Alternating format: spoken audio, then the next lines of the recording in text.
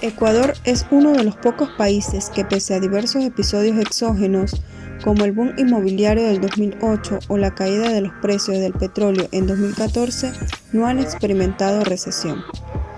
En el gobierno de Rodrigo Borja Ceballos se gestó un plan económico de contingencia para introducir medidas de estabilización y austeridad antes de lanzar verdaderas políticas de crecimiento y desarrollo. Durante su gestión, el promedio de crecimiento fue del 3.91%. El siguiente periodo aplicó el denominado Consenso de Washington y se impusieron un conjunto de medidas económicas que integraban las políticas de ajuste estructural, las reformas estructurales del Estado, la privatización de empresas públicas, la liberalización del comercio, las amplias garantías jurídicas para las inversiones extranjeras y la flexibilización laboral.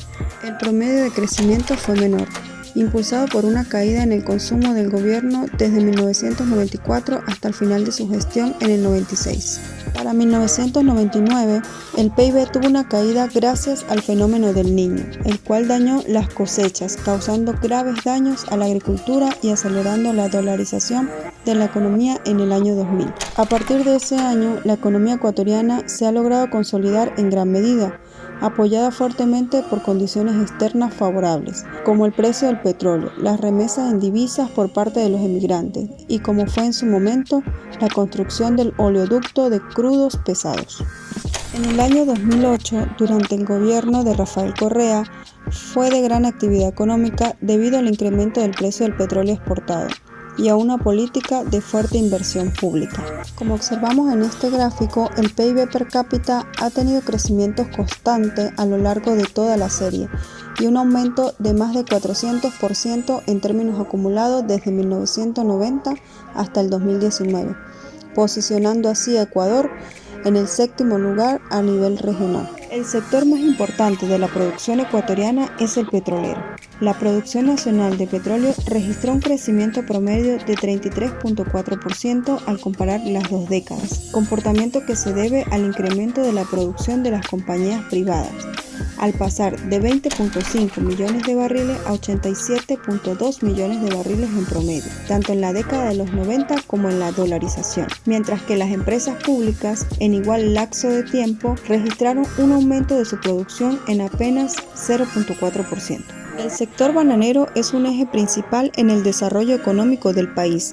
En el mercado interno es un generador de fuentes de empleo y en el mercado externo el banano es uno de los principales productos tradicionales de exportación. De acuerdo a la Organización de las Naciones Unidas para la Agricultura y la Alimentación, en 2018 las exportaciones mundiales de banano fueron de 19.2 millones de toneladas, de lo cual Ecuador exportó 6.64 millones de toneladas, representando el 34.86% de las exportaciones mundiales, convirtiéndolo en el primer país exportador de este producto.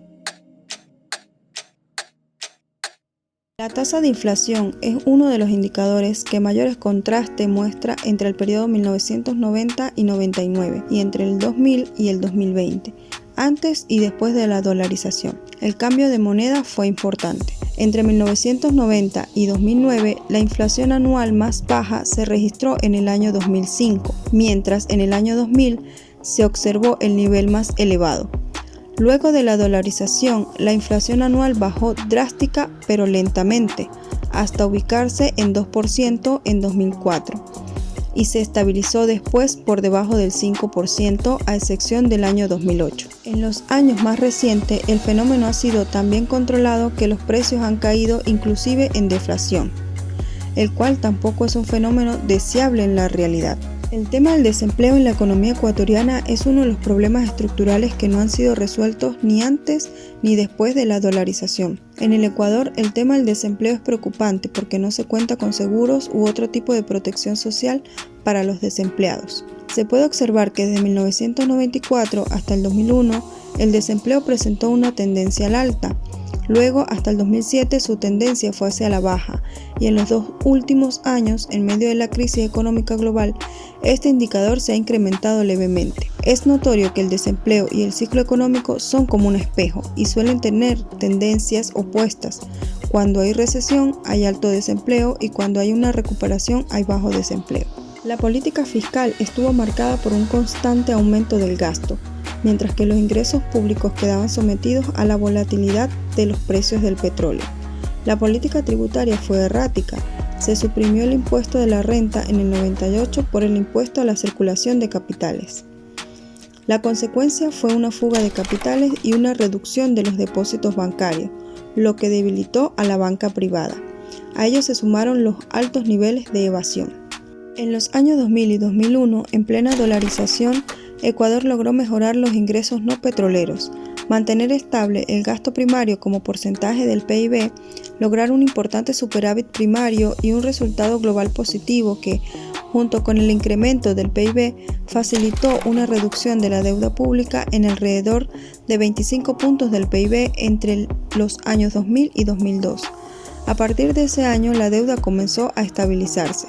Se lograron ingresos récord entre 2001 y 2008, que superaron el gasto público, por lo que existió un superávit fiscal, tendencia que cambió ni bien asumió el gobierno izquierdista de Rafael Correa. Correa incrementó el déficit fiscal y el gasto público a cifras récord. A partir del 2014 creció a un ritmo acelerado, dejando una deuda de 41.7% en mayo del 2017. Lenín Moreno, por su parte, no desaceleró el crecimiento de la deuda pública y aumentó más de 20 puntos porcentuales al final de su mandato. Moreno ha sido el presidente contemporáneo que más ha aumentado la deuda pública, gracias en gran parte por la pandemia del COVID-19, aumentando 21.2% en todo su mandato. Durante la década de los 90, hubo un cambio de instrumentos para la aplicación de la política monetaria y cambiaria, dando mayor importancia a los instrumentos de mercado, como son las mesas de dinero y de cambio y la subasta de bonos de estabilización monetaria. La intervención del Banco Central de Ecuador a través de la mesa de dinero local debía intentar establecer tasas de interés en el mercado interbancario que apoyen la estabilidad cambiaria. En 1999 se produjo la mayor crisis financiera de la historia del país. El déficit público aumentó y con él la deuda pública, que en 1999 superaba el 100% del PIB. El Estado se vio obligado a realizar profundas reformas económicas para sanear el maltrecho sector público. Eliminó subsidios y comenzó un proceso de privatización de empresas públicas, especialmente del sector petrolero, electricidad y telecomunicaciones. El 11 de enero del 2000 se impuso la dolarización a 25.000 sucres por dólar. El folleto La dolarización, emitido por el Banco Central del Ecuador, dice: un concepto muy amplio de dolarización es el que se refiere a cualquier proceso donde el dinero extranjero reemplaza al dinero doméstico en cualquiera de sus 3 funciones, como reserva de valor, como unidad de cuenta y como medio de pago y de cambio. A continuación, presentaré en pantalla las recomendaciones sobre política económica sugeridas para el presidente de Ecuador, Guillermo Lasso.